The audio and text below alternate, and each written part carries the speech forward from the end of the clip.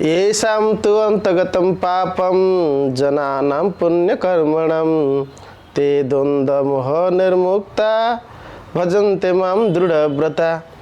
In Bhagavad Gita 7.28 shloka, Lord Krishna explains to Arjuna, Jesam tu antagatam papam, from whom all these sinful reactions are eradicated. Te dvanda moha nirmukta. So there are two basic things which troubles a living entity.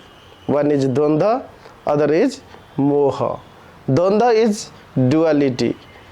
When a living entity puzzles himself that what is the best course of actions for him is not understood, is said to be in dvanda. And what is moha? Moha is called illusion. When somebody is overpowered by this lusty desire, so he is so much attached that he cannot give up such desires, whether he engages in enjoying such desires or he is deprived from desire. Sometimes he enjoys, sometimes he is deprived, sometimes he just strive for it, contemplate on it, and completely his mind is taken away by those desires. Such situation is called moha, and this moha become very concentrated, then the living entity is actually forgetting the religious principle, smruti bhransat, samvahat smruti bhransat buddhi nasa.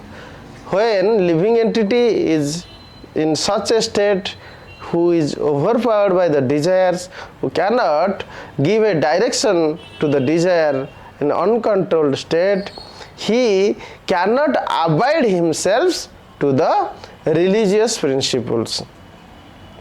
But those living entity who are surrendered to the Supreme Personality of Godhead, when they inquire about the relationship with Supreme Personality of Godhead, which is called Sambandha Vigyan, when they convinced that they have a particular type of relationship with Supreme Personality of Godhead, then there is a need of practicing the Abhideya process. Abhideya process is the process to establish the relationship.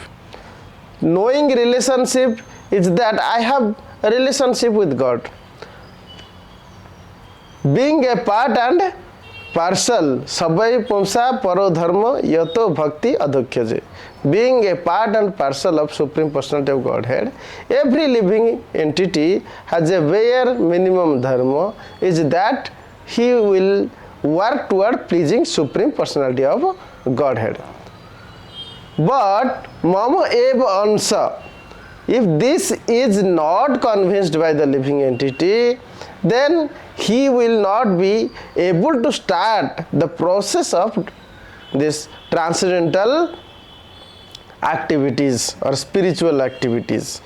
Mama eva ansa, jiva bhute sanatana. All the living entity is eternally, sanatana means eternally. All the living entities are eternal, fragmental portion of the Supreme Personality of Godhead.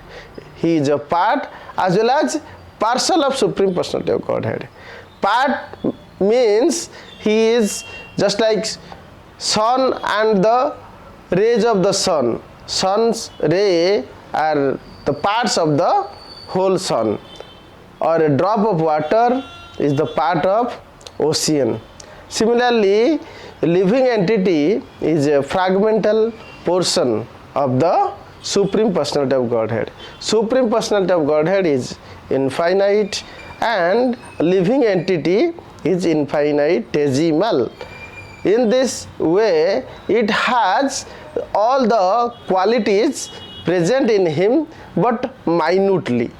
Qualities are there in quantity they are minute, whereas it is complete whole or absolute whole in Supreme Personality of Godhead.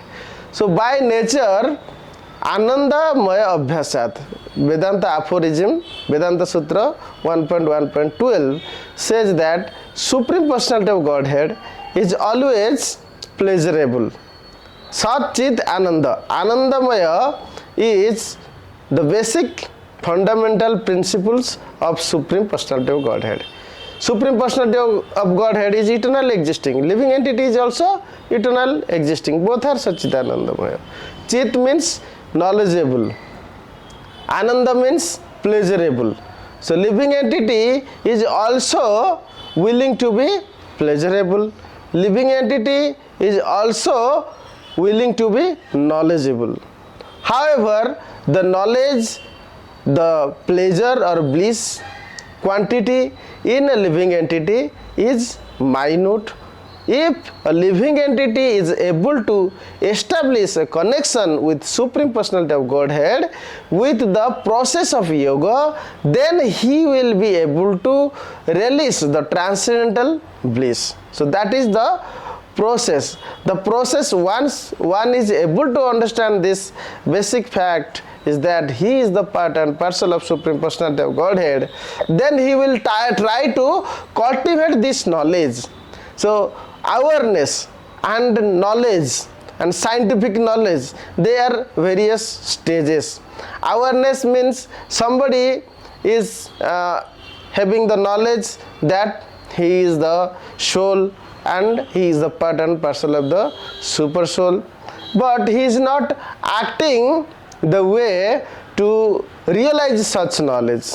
When he acts as if he is not the body, he is the soul, and he will work toward the betterment or towards the benefit of the soul, at the same time maintaining this body which is befitting to fulfill the purpose of soul, so that it can re-establish the relationship with Supreme Personality of Godhead.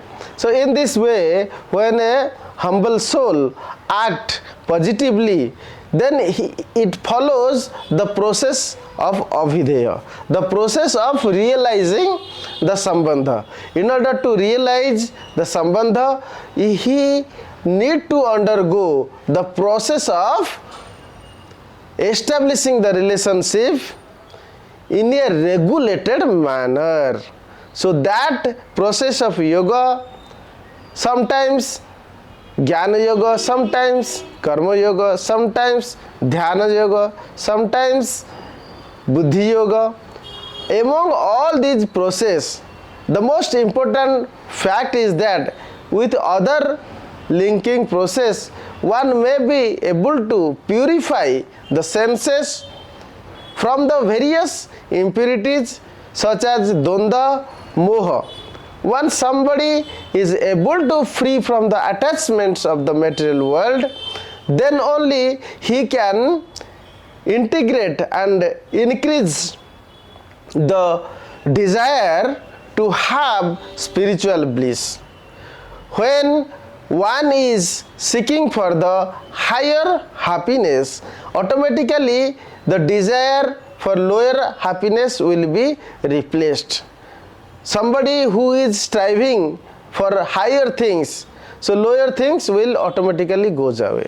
So at this process, when knowledge is more saturated in a living entity and he is free from unnecessary or unwanted desires, anarthas, then he will be looking for a pure state of knowledge through which he will be able to know Supreme Personality of Godhead.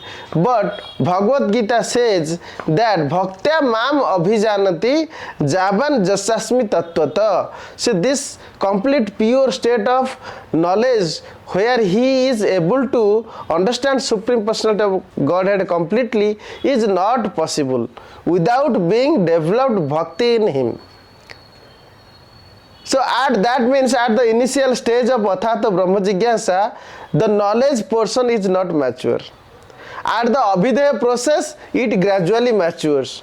But at the prayojan steps, when he gets the love for Supreme Personality of Godhead called Sudha Krishna Prem, then at this state of pure devotional service, his knowledge get maturity. That is Purna Amruta Aswadanam. This is the state where a living entity gradually progress to get the highest source of happiness or the transcendental bliss, that is called Bhakti Sukha, the bliss that is coming by the mercy of the Supreme Personality of Godhead. The desire is changed.